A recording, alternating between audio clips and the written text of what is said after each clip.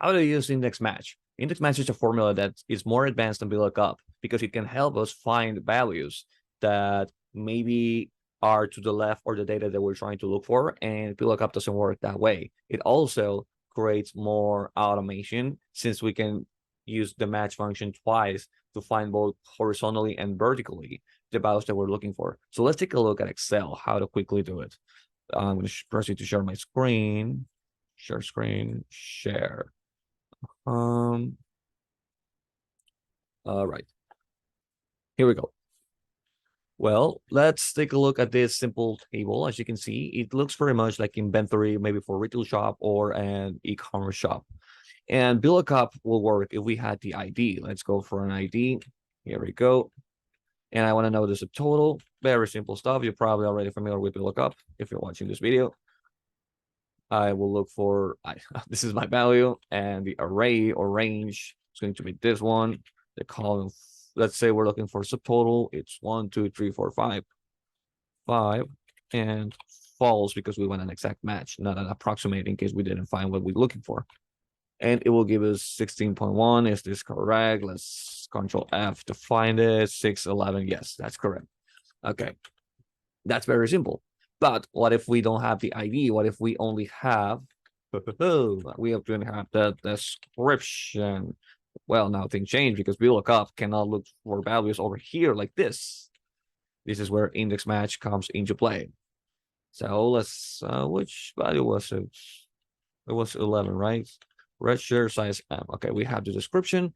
Maybe we're looking to scan the tag that this particular clothing has, and we are getting an error. So we're gonna have to look for it on our system manually, and it's going to look like this. Okay, first we're gonna do index.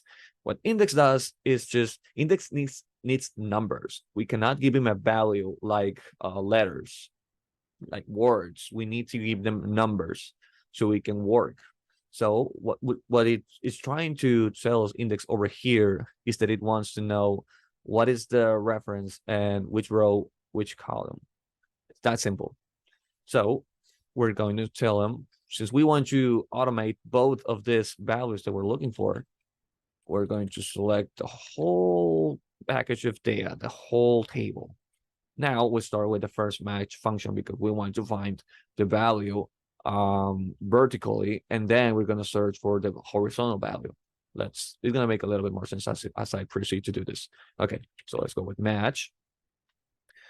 We open parentheses, and what do we want to find in match? We want to find the red shirt.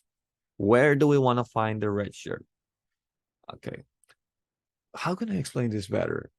We're trying to look for where the red shirt is going to cross with subtotal, and is going to return this value. So first I have to give him the vertical number where we have to cross. Remember, index needs numbers. So the match function is going to try to look for in which number of cell, vertically speaking, is this value.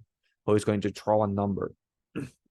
So we're trying to say with match, try to find this, and on this column, so we can find it and give us the number of on which cell is it.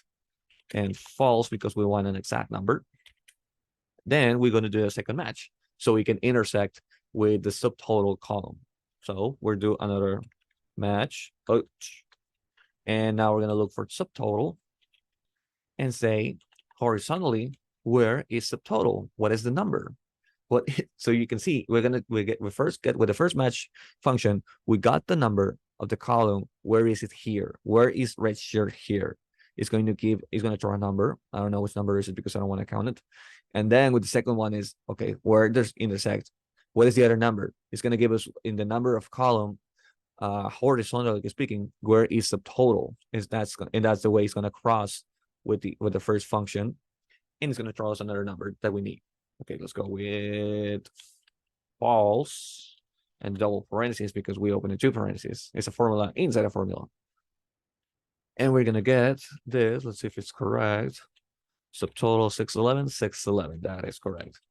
So that's how you use the index match formula to make it more automated. Because now what I can do, we could do data validation and have a toggle over here.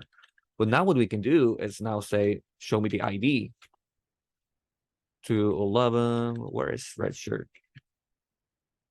To 11. There you go. Now I want to know the quantity. Quantity. And now we get 65. I want to know the tax. Oh, dummy. I want to know the tax.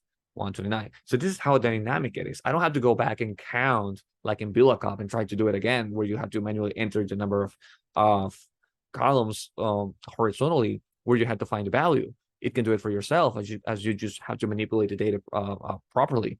So this is the power of index match, how much automation you can get with this and how much time savings. Right now, it's a small table. Yes, it will be easy to just count it, but it becomes very dynamic as I'm able to change this column now and manipulate the data.